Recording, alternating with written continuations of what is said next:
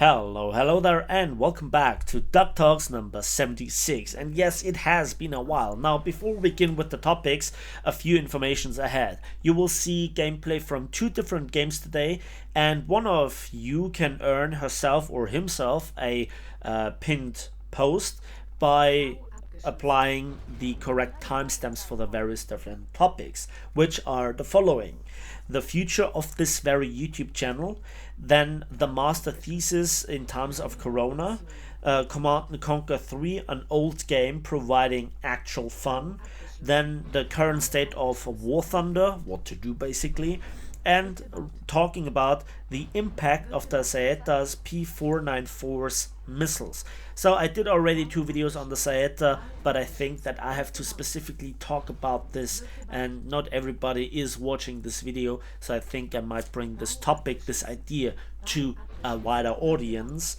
or to a slightly different audience. And then obviously I will answer the questions from the last Duck Talks number 75. So let's go right into it. The future of this very YouTube channel is very much depending on War Thunder, because literally 99% of my videos are about War Thunder. There is the art fishing video, World of Warship video, Subnautica video, and one Command and Conquer 3 video so far, but the rest, which is over 1,200 videos easily, is War Thunder related. Gameplay, rants, Duck Talks, reviews about planes, ships and tanks, etc. So, you know, the variety of War Thunder knows no end, quite literally. However, I was always very much of the opinion that daily content has its own charm, but then again, I very often run into problem that this is very time consuming, you know, getting new footage for a new vehicle every single day that is then also attractive to watch while making a good video about it, and also the editing, the rendering, the uploading thumbnail, video description, and, you know, polishing everything as good as possible is kind of half a job by itself. And I did it as my hobby, and I still will do it as a hobby, but I have to drive back a little bit the daily content. I talked about this already in the past, here and there, but now there are certain aspects of this. So first of all, I have not as much time at the moment, because there are some tests via university, there are some other time-consuming commitments. I try to diversify here a little bit with Command and Conquer, and you know, it didn't really work out. Only 1k view for a video for a channel that has 27k subs is not really that much convincing. However, the feedback from the people actually watching it was very positive, with the like to dislike ratio, with the comments themselves, you know, and still I have all the statistics to prove it via Google Analytics or YouTube Analytics. So the future of this channel is not really uncertain, but what the future actually brings is a little bit uncertain how exactly it will develop. I will drive back the content output whenever I need more time. And you know, that brings me to the very next topic, and that is the master thesis. So I'm doing my master degree in applied chemistry, so that I will have the, I don't know how you call it, the rank of Master of Science in applied chemistry, which is great. However, the problem is I already tried a master thesis. However, that project had to be buried because of, you guessed it, Corona. And then obviously a global crisis struck us all, some worse, some not that bad at the moment. And here in Germany, still an economic crisis is developing, like in so many other countries as well. And you know, it's not getting better that soon.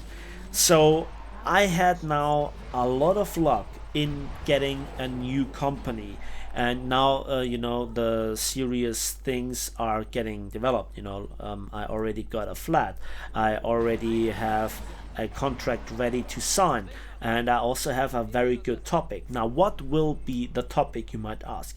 Well, I cannot go into too many details because contract restrictions, and although that not a lot of you know who I actually am in real life, I think that, better safe than sorry.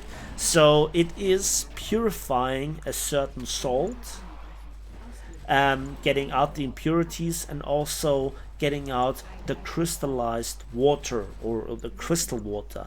And that is not that easy, because if you only try to heat it to vapor out the water, then some side reactions occur and you have some unwarranted byproducts where the water actually breaks down in hydrogen and oxide. That's all that I can talk you through. That was not 100 precise, but I cannot go into 100% accuracy without giving away too much information, because a few out there of you might also be studying chemistry, and so you might get behind what I'm actually working on. And when you do a master thesis within a company, they always make a big fuss about secrets, and rightfully so, because the investment in terms of giving the student the working place, giving the student a little bit of payment, etc., that all costs them. So very often they want to get something back from the investment, which is fair enough. However, in terms of Corona, it is a really great deal of luck to get another chance in another company. In the first company, I said it was shut down, the project, effectively because of Corona. So I did all the research, I did a lot of paperwork, I went into learning all the people, who knows what, who is responsible for what, and it is a globally acting company, or the first one that I worked in. And the second one is a bit smaller, so it's a bit more familiar, if you will. So in the first company, I had the problem that Corona stuck. There was the lockdown. I was sent to home office when I actually, in terms of my time plan, was actually trying to achieve some results and some testings in the laboratory. Now, I don't have a laboratory at home, so you can imagine how difficult this kind of is. And with Corona, it was people took it serious. Not a lot of people knew what this new virus actually is, and then to make the contract longer was forbidden from the very top of the company, in general, all contracts. The next thing was also that there was a traveling restriction within the company, so I also couldn't go to Frankfurt, where there is also a big part of this company, to kind of make some tests there. So everything was against me, so finally I had to abandon this project. But you know what? I'm not the only one having some repercussions from the coronavirus in some way or another, in one way or another. But all the more, it is a big relief to find another company where I then can do, probably, hopefully, my master thesis with a very good grade. The topic is exciting, the circumstances are actually better than in the first company, and I also have to go to another town, another city in fact, more in the middle of Germany, not giving away again too much information. But I'm excited about what the future brings. I'm very positive about my chance here, and I have to nail it, and I will nail it.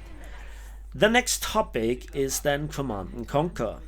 Yeah, Command and Conquer, a franchise that I actually grew up with. I grew up with it like I grew up with Rammstein, Metallica, some TV series, you name it. And the first Command and Conquer was already amazing, GDI versus not. Then there was also this Red Alert franchise, also called Command and Conquer. This is why some of the numbers jump around. Then there was Command and Conquer 3 Tiberian Sun, which was the game that I played most excessively and was amazing. But then there was also the Command and Conquer 3 from 2007/2008 with the expansion Kane's Wrath. So Tiberian Wars, Command and Conquer 3 Tiberian Wars, it was precisely. And it's still very much a good looking game for me personally, and it brought back a lot of memories. You know, I could exaggerate, and you know, I'm 30 years old, and this game is 12, 13 years old, so it's more or less half a lifetime old. And I was hit by the YouTube algorithm, which recommended me a video about this game, and I was like, man, I have to get this game again. So I bought it on Steam, and then I already wasted way too much time on it, but no regrets, because it's a fantastic game. I love the balance, I love the gameplay, the visuals, the tactics, you know, both playstyles of brute force, but also the chirurgically accurate or very precise playstyle, you know, hit and run tactics. It's fantastic. The campaign, the story is amazing. This was one of those things that I always found very entertaining. You know, those cutscenes, the storyline. It was not just one bad, evil guy. There was a really amazing story behind it. All the more it was enraging, actually, how they wasted this franchise. They desperately currently try to revive it, as far as I'm aware, but it's never really the same if you make such a big miss as with the follow-up Command and Conquer 4, I guess it was called, where they gave up the base building franchise idea, which was just the final death nail in the coffin. I had no connection anymore to the story, to the gameplay. It was just, why should I play it? Didn't like it. So anyway, Command and Conquer single player games are still amazing. I played way too much War Thunder, and kind of I'm looking at War Thunder 9 in a different way. Not negative, not positive, different. It's really a lot of fun, and this retro feel is really something that I can highly recommend. If you like old games, I highly can recommend this. And I can actually play it on 4K resolution, so it has aged well. It has aged. There are games that are significantly worse that I've played, that they were okay when I played them, but later on I just couldn't play it because I already played them, you know. But this I can't get enough. However, I made one video about it a few days ago, and it barely scratched 1K views, as I stated in the beginning, which is a real shame. And this again shows me even more so how my community is has auto-selected it to be purely about War Thunder. I have some people, I have some fans that like my personality, but I think that as far as it feels like for me when getting the feedback, some people just stumble across my YouTube channel because I do videos about single vehicles every single time, but you know, it speaks for itself. Again, the comments and the likes from those people who watched it were overwhelmingly positive, and I will make some videos here and there about it, but it will not get a second franchise. There is just not the amount of content in there as with War Thunder. And that brings me to the next topic, War Thunder. What did you expect? So the problem is, at the moment I kind of feel like in a summer hole. So I have no idea what to do. I have no real idea for new content. And that is weird because there is so much stuff in War Thunder. So today I logged in for my daily login for like I did the last couple of 1900 days. You think I'm joking? No, I actually got that 5 years decal. Oh, Jesus. Anyway, so I wanted to log in, wanted to look through the tech trees. I have access to 99% of the content anyway, and I was kind of meh. I have no idea what to feel. I didn't really feel like clicking on something and playing it. Now, I'm quite sure if I would try out something, I would find something, but that kind of isn't really, you know, a will to fly something, to drive something, to sail something like this. So what to do, what to play, what to make a video about, I had no idea. And this is a feeling that I had quite often in the past. I'm just simply waiting for the next patch, for a bit more diverse content, because as much new content we saw with the last patch or with this patch, it was kind of more of the same, more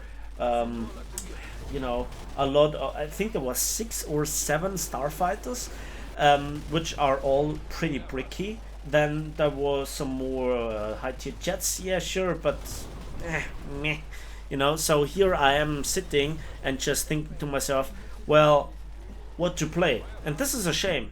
Low tier stuff, people don't really watch it in numbers. High tier stuff is shit to play, despite getting a numerous, despite on average getting more views. Remember, guys, I have the statistics. This is what you are really clicking on, right? And I'm not really a clickbaiter, but I want to see my work being appreciated. That doesn't mean that my work is flawless, but I see the difference if I make new content and I get my 10,000, 20,000 views per video, and then I play something that I really enjoy and I get at best 5, 6k views. It's contradicting what I read in the comment. Oh, I really enjoyed this. Oh, here have the like and the subscription, etc. So it's a bit weird to see this reflected in the views, because that is effectively, sadly, the number that still counts for the majority of things. The ad revenue, the support by Gaijin, the story that I've talked probably 1,000 times over right now. So is this now me losing the interest in War Thunder? No, not really. I had this feeling quite often over the past couple of years. Very often I was anticipating new content, but now I'm waiting for something to happen, and it's a very long break that I really can't stand. I really can't stand. And that then brings me to the next thing, and that is one of the last topics, and that is the anti-ship missiles. With the Saeta P494, we saw the first of its kind introduction in War Thunder. Now, such systems are kind of already known for planes and tanks in War Thunder, but for ships, this is a two-dimensional playfield with some obstacles called islands or shipwrecks, and you can abuse them greatly to deal a lot of pain to enemy ships with those missiles, because you can fire over cover, whereas the ships can't. So I was wondering, what does this mean for the future? Because you can bet your ass that we will see more of this. And this is kind of the difference to the two previous SATA videos. I want to really talk in great detail about this. What do anti-ship missiles mean? They bring a lot of diversity, but they also bring unheard of precision. If you can more or less pixel accurately hit an enemy wherever you want while you are safe with a really devastating warhead, that is just unfair for the opposition that only has guns or dumbfire missiles that still have a rather flat trajectory, so they can't lob the missiles over cover like you can fire out of cover. So again, you're untouchable. Now, the Saeta P494 is still not a massive issue because the missiles are rather slow. They don't carry the very biggest warhead. The HE nerf really impacts its usability versus cruisers in particular, or destroyers, which you fight very often, if not every single time, due to your battle rating. And you can already imagine that in the future, the actual issue is that we will see such systems that are greatly improved, where you have access to more missiles, bigger missiles, faster missiles, missiles with AP capabilities or semi-armor piercing capabilities that are just where you can fire them straight ahead instead of having to turn to show the launcher's broadside. You can already imagine that they will be the desired vehicles because you can abuse them even better than the Saeta P494. And this is a bit of a problem because this is mostly very modern technology, and however those systems are called whatever you may be able to do them, they make one thing obsolete, and that is long-range artillery fights. Now, let me put this into perspective. You can see World of Warships, and World of Warships is also a pretty enjoyable game. However, it also has seen a lot of feature creep and a lot of power creep. However, there is this one thing where there was a big backlash. I don't remember when it precisely was, but where Wargaming kind of tried to tease missiles here and there or rockets, and people were like, nope, nopey, nope, nope, nope, no, nope. And so I think that was silently buried.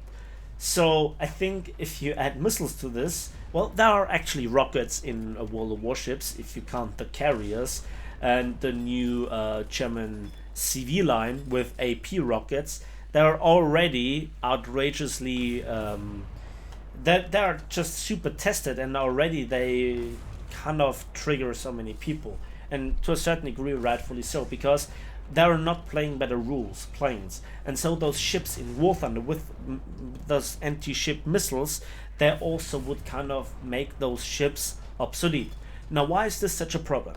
Because currently, if you look at the Zeta where it sits in the tech tree, it's only a rank 2 ship. Yes, it's very difficult to come by. Yes, it costs you a lot of money in RP, and it takes a while to get it. But at the end, if you have it, you will find that the versatility of the ship is insane, because you have very capable 40 millimeters. And if you manage to get certain caps, like for example that patrol boat cap from the left hand side on the map South Klavan, you are all but untouchable. I mean, you're all but touchable. You are in the perfect position. You have a constant resupply of missiles, and you will hold that cap. Everything goes in your favor, and that is just something that should not be. And in the future, you can see that all the people that grinded through the best of destroyers, the best of cruisers, and in the future, super heavy cruisers and also battle cruisers, as well as then eventually battleships. Mark my words, they will come undoubtedly. Then such anti-ship missile systems will doom them, because they have no real counterplay. You cannot really angle armor in War Thunder the same way that you can angle armor in World of Warships. If you then angle versus the missile, which might come in very, very fast, while you're in an artillery duel, how you manage to angle without then giving broadside to another ship? How do you manage to then counterplay those? Can you micromanage your gunners to shoot down the missiles? That's the problem. We will see another wave of clash of technology. It will be the same like a Tiger II versus a 20-pounder APDS stabilized rapid firing guns from the British. Same battle rating, vastly different technology. Guess which is more usable in many of these circumstances? In open water, yes, a heavy cruiser will gun down a destroyer with missiles pretty quickly. But those ships were designed for gun duels. They were not designed to withstand extra heavy warheads. And I can already imagine the frustration of people. Mark my words here, battleship fights will never occur the same way that we wanted them. The Iowas, King George V's, Yamatos, Bismarcks, and any other famous battleship, of which there are so many. At the end, we will see probably a World War I battleship refitted like the HMS Warspite, fighting 1970s missile or 1980s missile technology. We have this already in the game, and the community is still crying for it. The community was crying for destroyers.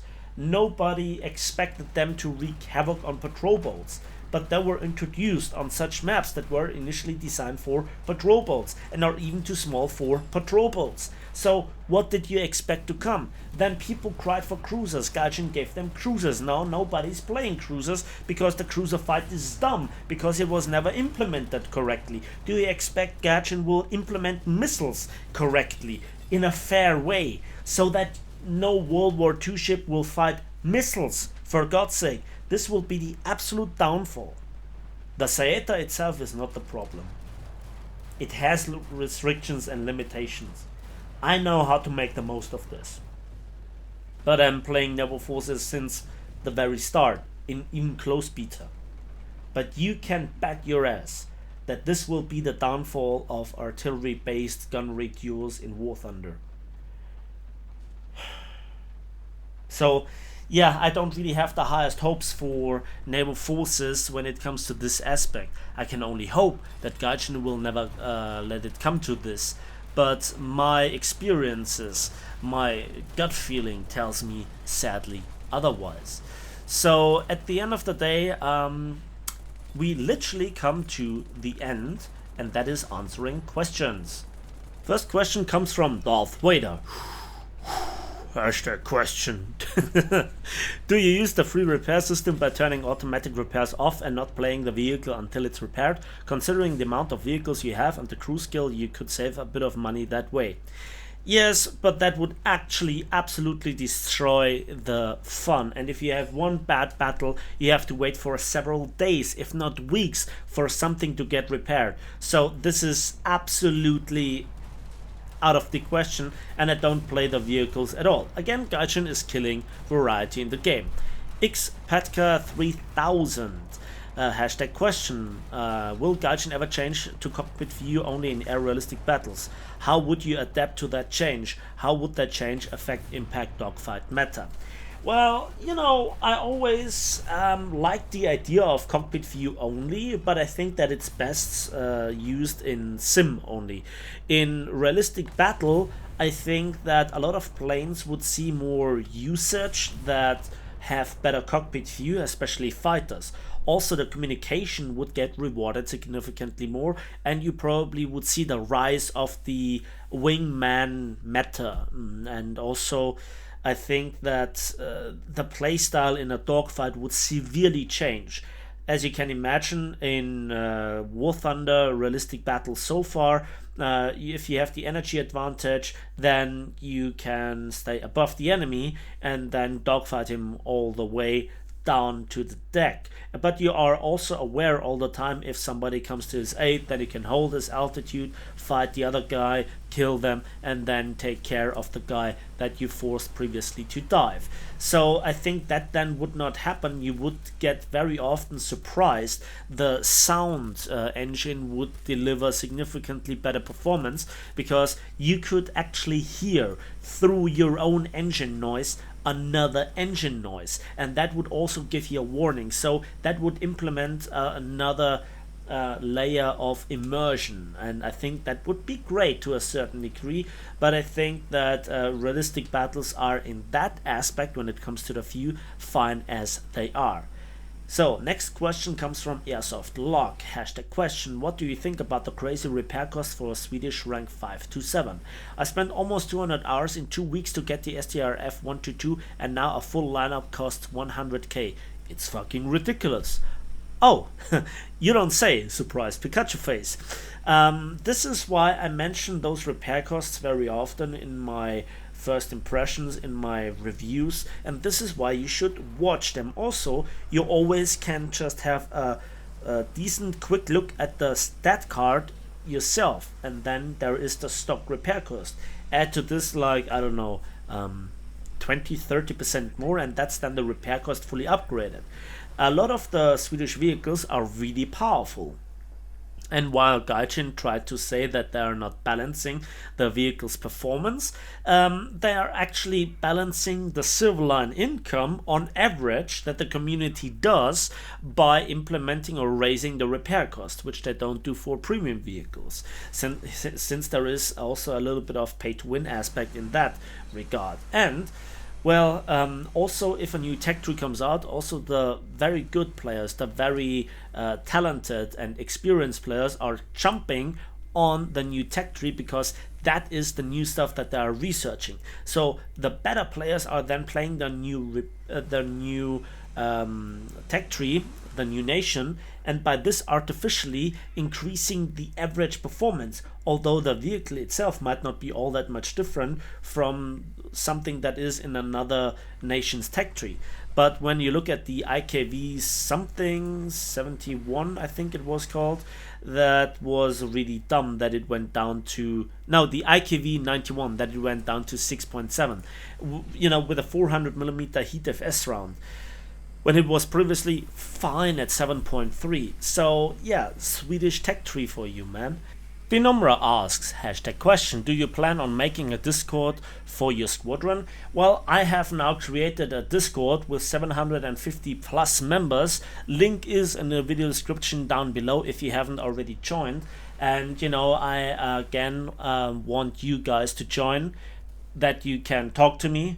I hop sometimes on the Discord just for chatting, just for answering questions, and this would be a good chance of interacting with me. Don't shy away. This is why I made the Discord. The Discord so far has done better than I expected, and also I want you guys to join the Bug Hunters project. And with all this, we can go to the next question. The last question comes from Giuseppe Dominguez. Hi Napalm, if you do chemistry, why don't you go for the same branch as Heisenberg? Haha, jokes. Funny. Aside, I watch your videos every day and please continue to make them. I would like to know what they are, your tank, planes and boats in the game. You mean my favorite ones? That changes on a regular basis. There are so many and it changes throughout the patches due to compression, buffs, nerfs, whatever, that it actually changes from a competitive perspective, from a personal perspective. I talk too much about this, and I think that a lot of the German stuff, American stuff, has a lot of good vibes around them. I think the P-47s are some of my favorite props. The Tiger 105 is one of the best looking tanks in the game. And for ships, well, you heard it, the P-494 is absolutely crazy good. So that has been it for Duck Talk 76. If you have a question, ask them in the comment section down below. #question, and I will find them through the YouTube filter. I will read all the comments as usual, and with that, that's it for me today. So thanks for watching, thanks for listening. I hope you enjoyed this video. Please give it a like, give it a subscribe if you want to see more, and we'll see each other on the waves, in the skies, and on the battlefields of War Thunder.